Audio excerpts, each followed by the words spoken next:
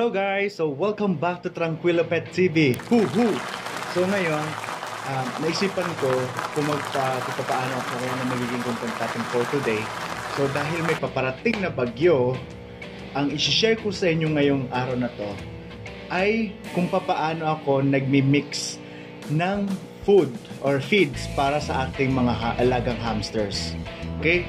So ngayon, makikita nyo dito kasi nga naman pag may bagyong paparating at balita natin ay sunod-sunod ang bagyo, so dapat nagsisecure na tayo ng ating mga feeds para sa ating mga alaga. So meron tayong isda, meron mga hamsters, so dapat sinisecure natin yung pagkain nila kasi unang-una sa lahat, yan yung natutunan ko nung nagkaroon ng pandemic, kung saan kahit yung mga poultry supplies talagang sarado, talagang naghigpit. So ngayon, isi-share ko sa inyo kung paano ako nagmi-mix ng feeds para sa ating mga alagang hamsters. Kasi yung isang vlog ko, yung healthy food mix ko na ginawa ko is using yung malunggay. So, isa yun sa mga treatment ko aside from kangkong, tapos sa mga cabbage, tsaka sa mga talpos. Ito yung parang pinakang regular ko. Ito yung pinakang regular ko na pinapakain sa kanila. So, most often time, ito yung pinapakain ko para unang-una sa lahat, iwas langaw. Pangalawa, iwas langgam. Pangatlo, iwas amoy. Kasi yung mga dahon-dahon na napapanis siya o kaya nasisira, nagbabasa yung kanilang enclosure. So ngayon, i-share ko sa inyo kung paano ito gagawin. Okay? So meron ako dito, una, sunflower. Ito yung tinatawag nating stripe. May dalawang uri ng sunflower, yung black at yung stripe. Meron din tayong white na sunflower. So, stripe, black, tsaka white sunflower. Ang pinipili ko, itong stripe na maliliit. Kasi mayroong stripe na malalaki. So, ito yung makikita nyo yan mamaya. So, pag bibili ako nito, sinisigurado ko yung mga maliliit, hindi yung itim. Kasi yung itim tsaka puti, hindi nila kinakain. Based on my experience. Ha? Tapos, meron din ako ditong tinatawag na concentrate. Makikita nyo ito mamaya, concentrate. So mga trigo to tsaka dinurog na mais. Tapos ito yung pagkain natin ng mga lovebirds, yung mga African lovebirds. Ito yung paborito nila. So makikita natin yan kung ano-ano yung mga kilo niyan. At ang higit sa lahat, ito yung pinakamarami. Ito yung tinatawag nating Integra 300 at 400. Okay. So pag bumili ako ng 2 kilos nito na Integra or 3 kilos, ang binibili ko kagad na sunflower ay kalahating kilo. Tapos, 1 kilo na concentrate. Ito para to sa mga manok pero paborito nila to. Lalo na yung mga green peas. Yan. So, ito makikita nyo. Mamaya, ito yung mga itim na sunflower. Hindi nila yan kakainin. Kaya konti lang yan. Hindi ko binibili yan. At syempre, ito yung 1/4 ang kilo nito. So yun lang yung pamantayan ko. Okay? So ito yung, by the way, paborito ng mga alaga nating hamsters ang sunflower. Pero kailangan may caution lang po ang paggamit ng sunflower. Bakit? Kasi pag nasobrahan po sa sunflower o pag-intake o pagkain ng sunflower ang mga alaga nating hamster, nag-uumpisa po silang makalbo. So, yun po yung kailangan natin tandaan. Kaya konti-konti lang. So, para mapaghalo natin silang lahat, gagamit tayo ng planggana. So, pagpasensya nyo na sira. Okay, so itago na lang natin yun dyan. So, dati ako, start na tayo mag-mix. Dati ako, ito yung Integra 400 tsaka Integra 400 at 300 pinagsama ko. Dati gumagamit na pa ako ng strainer para dito. Nakita ko ngayon maganda kasi buo-buo. Pero kadalasan yung mga nabibili ko may powderized siya. So kailangan ko siyang i-strain para mahiwalay ko yung yung powder sa buo-buo. Kasi hindi ko naman magagamit yung durog. Tapos so remember 2 kilos po ito. Yan, 2 kilos at ito naman ay 1 kilo. So ito po yung concentrate. Yan. Yan. So, ihahalo lang natin yan dyan.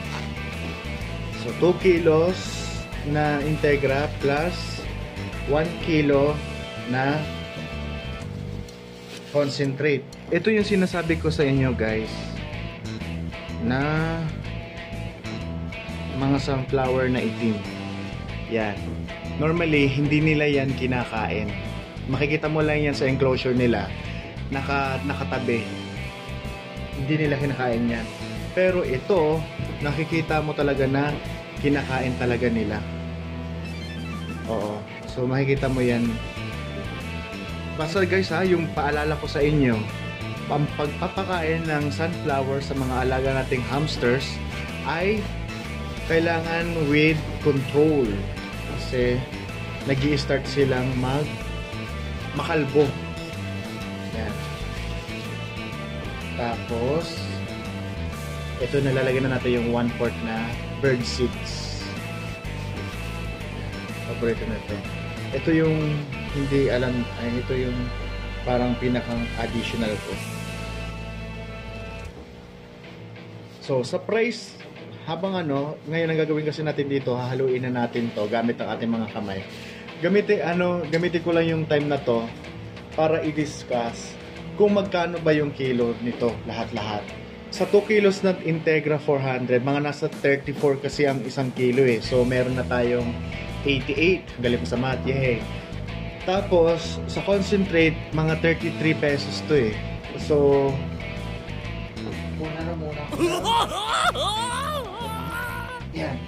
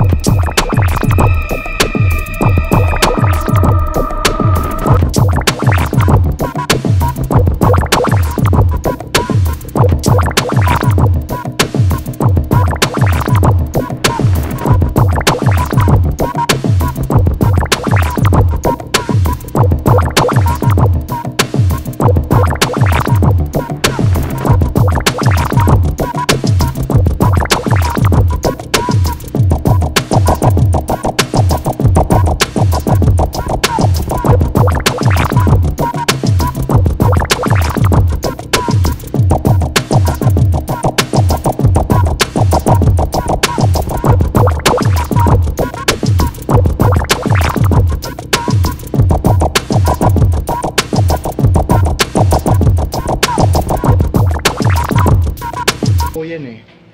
Pag okay na, yung nahalong-halo na. Tapos mag-ready na rin kayo ng lalagyanan ng pagkain nila. Yan. Ayan, I think ready na ang ating hamster food mix. Ganun lang siya. So pwede na natin siyang ipakain sa alaga natin mga hamsters. Okay? So, dapat meron tayong naka-ready na nalalagyanan ng ating pagkain para maiwasan din yung mga langaw. Wait lang.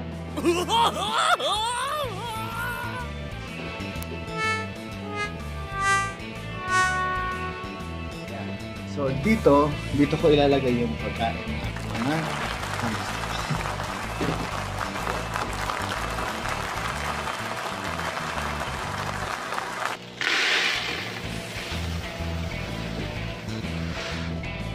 Yan. So, yan na. So, ready na para magpakain tayo ng mga alaga nating hamsters. So, meron na tayong ready mix na healthy para sa mga alaga nating hamsters. Ito lang, napakaganda.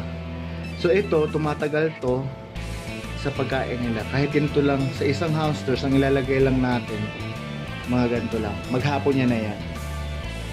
Yan. Bakit po? Kasi pag susobrahan natin, ang gagawin lang yan, ang tendency lang yan, iipunin lang nila yan sa bibig nila.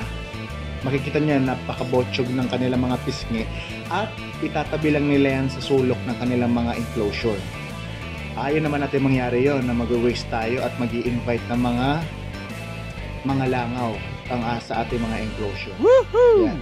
So ganitong kaliit sa isang hamster ang ilalagay natin. Papakain natin. So yung guys, sana napakasimple lang naman ng vlog na to. Wala lang, naisipan ko lang kung papaano.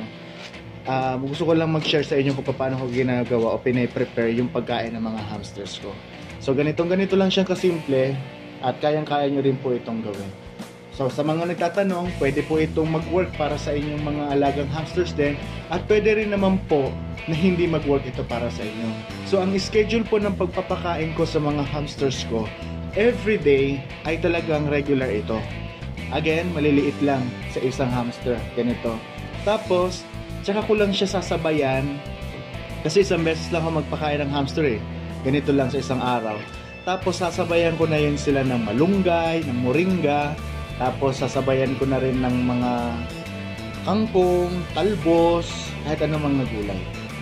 Yeah. So again, thank you very much guys sa sasama sa akin sa araw na to para sa today's vlog, sa pag-share ko ngayon. At sana po mag-ingat tayo kasi may paparating na naman na bagyo. Ang bagyong Ulysses. So maraming salamat guys at magandang buhay sa inyo. Please support by subscribing and hitting the bell button para dadami tayo sa ating YouTube channel. Maraming salamat hanggang sa muli. God bless. Bye-bye.